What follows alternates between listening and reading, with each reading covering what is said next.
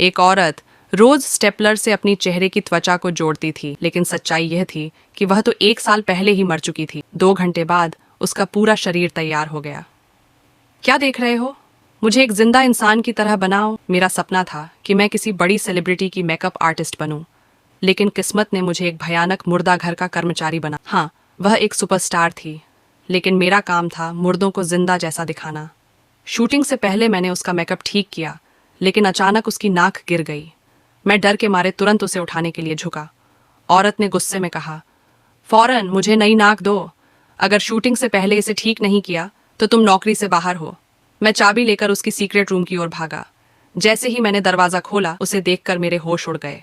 हर तरफ फॉर्मलिन की शीशियां रखी थीं, जिनमें अलग अलग अंग सुरक्षित थे। समय बर्बाद किए बिना मैंने एक नाक उठाई और बाहर भागा, लेकिन जल्दबाजी में कमरे का दरवाजा बंद करना भूल गया। ठंडी हवा धीरे धीरे पूरे कमरे में फैलने लगी। शुक्र था कि मैंने शूटिंग से पहले ही नई नाक लगा दी। शूट खत्म होने के बाद उसने मुझे ढेर सारा पैसा दिया, लेकिन थोड़ी ही देर में उसके सीक्रेट रूम से पानी रिसने लगा। जब हम वहां पहुंचे तो देखा कि सारे नाक और हाथ सड़ चुके थे। रात को मेरी एक पार्टी थी, लेकिन उससे पहले मुझे नए अंगों का इंतजाम करना था। मेरे पास कोई और रास्ता नहीं था, इसलिए मैं एक प्लास्टिक सर्जरी क्लिनिक गया। डॉक्टर ने कहा कि पुराने अंगों की तरह नए अंग बनाने में 3 महीने लगेंगे। अब मेरे पास सिर्फ एक ही रास्ता बचा था, किसी इंसान से उसके शरीर के हिस्से लेना। मैंने कई लड़कियों को खोजा जो पैसों के लिए अपने अंग देने के लिए तैयार थीं, लेकिन कोई परफेक्ट मैच नहीं मिला। किसी की नाक बहुत बड़ी थी, किसी की आंखें टेढ़ी थीं। तभी मेरी छोटी बहन का फोन आया। जैसे ही औरत ने उसकी तस्वीर देखी, वह उत्तेजित होकर बोली, मुझे यही चाहिए।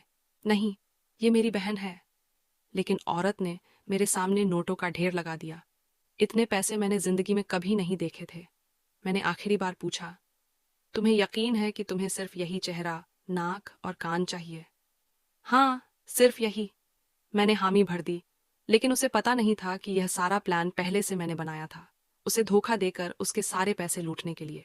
आखिरकार सर्जरी खत्म हुई, लेकिन जब औरत ने अपना नया चेहरा शीशे में देखा तो वह गुस्से से पागल हो गई और मुझे फोन किया। यह तो तुम्हारा चेहरा है, मैंने मुस्कुराते हुए कहा। कोई गलती नहीं है, फोटो मेरी ही थी, लेकिन वो 20 साल पहले की।